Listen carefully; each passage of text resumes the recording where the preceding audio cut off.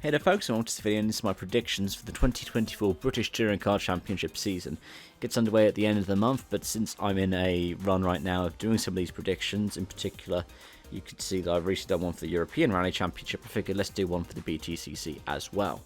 So let's get on with it. 24 predictions for the 2024 British Touring Car Championship season. Firstly, I think there are going to be 8 different race winners. Last season there were 7.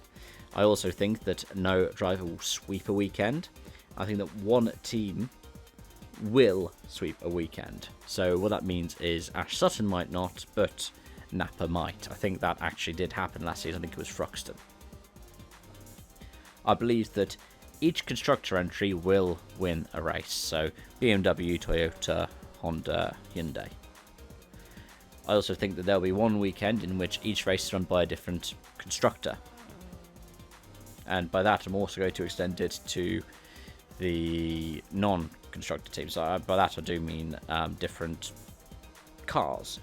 So that would also then include the Cupras and the Vauxhalls, for example.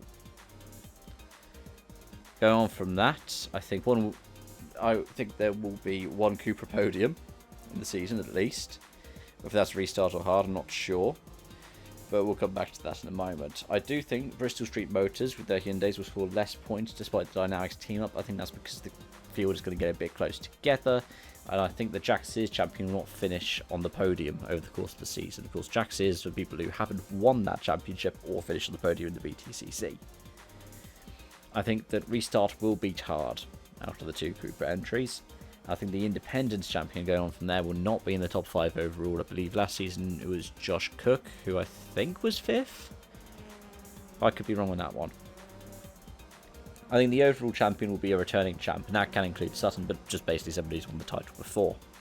I think there'll be 3 mid-season driver changes. Team Hard really did a lot more than that last season, but obviously with things like injuries or people running out of money, there could always be more. I think one driver will announce their retirement at the end of the season. Who it is, I'm not so sure. And I think there'll be at least one one-off entrant. So, for example, take Rob Huff with his return at Knockhill last year. Of course, now he's in a full-time ride, but last season when he was at Knockhill, it was a one-off. I think Colin Turkington will be in mathematical title contention at the Brands GP round. Last year was the first time since his return in 2013 that he wasn't. So I'd be surprised if he didn't get back up to contention for this season. I think there'll be 3 different drivers in mathematical contention. I think they will drive at least 2 different cars. It'd be nice if it'd be like, what was it, 2014, where we had 5 or 6 different people in the running, mathematically. And now we're going to go for some which are a bit more left field. They're not going to be about the events themselves. I think Donington won't keep its second date in 2025, even though it's been quite successful for having the GP and National. The return of GP has been really nice. But I do think there'll be 2 tracks and 2 days next year. One of them being Brands, so I'm not going to pencil that one in, even though I'm saying that one will be Brands. I guess the other one would probably be something like Silverstone. We were meant to have Silverstone International when in 2020. But they changed it to national because money and pandemic.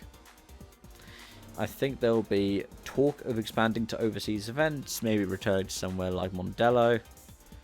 I think that the new deal with TikTok will see an increase in viewership for the BTCC. That one, I would hope, is a given.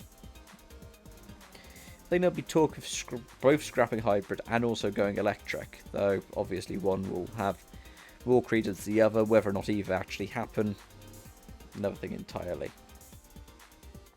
I think at least one series will join or leave the support package.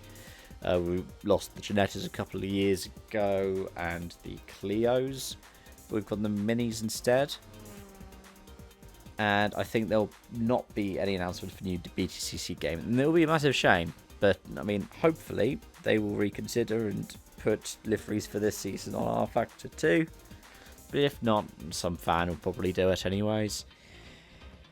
It's a shame what happened with them in motorsport games, but yeah. Let me know your thoughts about my predictions and any of the other comments in the comment section down below. Thank you so much for watching, and I hope to see you again soon. Bye for now.